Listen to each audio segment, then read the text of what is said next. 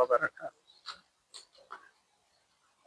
الحمدللہ رب العالمین والصلاة والسلام علی اشرف الانبیاء والمرسلین نبینا محمد وعلی آلہ وصحبہ اجمعین، اما بعد، اعوذ باللہ من الشیطان الرجیم، بسم اللہ الرحمن الرحیم،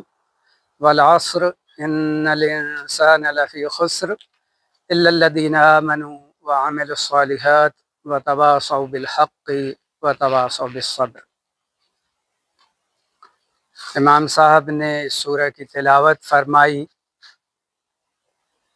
امام شافعی رحمہ اللہ کہتے تھے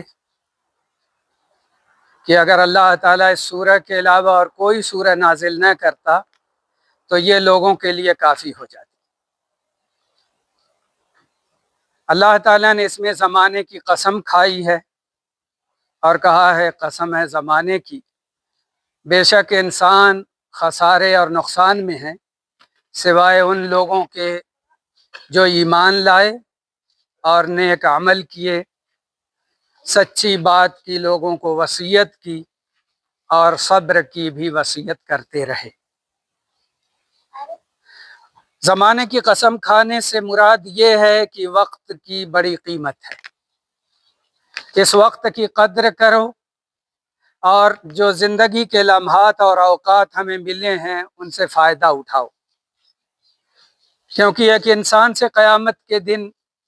اس کی عمر کے بارے میں پوچھا جائے گا، اس کی جوانی کے بارے میں پوچھا جائے گا، اس کے فراغت کے اوقات کے بارے میں پوچھا جائے گا، اس کے عمل کے بارے میں پوچھا جائے گا۔ تو ضروری ہے کہ ہمارے جو اوقات گزر رہے ہیں وہ خیر، بھلائی، نیکی کے اندر گزریں، تاکہ ہم اللہ کے سامنے جواب دے سکیں، یا کم سے کم ہماری پوچھ نہ ہو اور ہم سے کہا جائے کہ تم لوگ چلے جاؤ جنت میں بغیر حساب و کتاب کے۔ تو یہی خواہش ہے ہم سب کی، اور ہونی چاہیے کہ ہمارا حساب و کتاب نہ ہو، آسانی کے ساتھ ہم سے کہا جائے تم لوگ جنت میں چلے جاؤ۔ تو اس وقت کی قدر کرنے کی ضرورت ہے، ان سے فائدہ ہمیں اٹھانا چاہیے، کبھی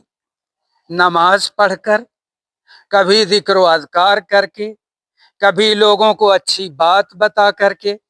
اور کبھی علم حاصل کر کے اور دینی تعلیمات میں فقہ حاصل کر کے۔ یہاں تک کہ علماء کہتے ہیں کہ دین کا علم حاصل کرنا نفلی عبادت سے افضل ہے، اور تمام بڑے علماء کا اتفاق ہے کہ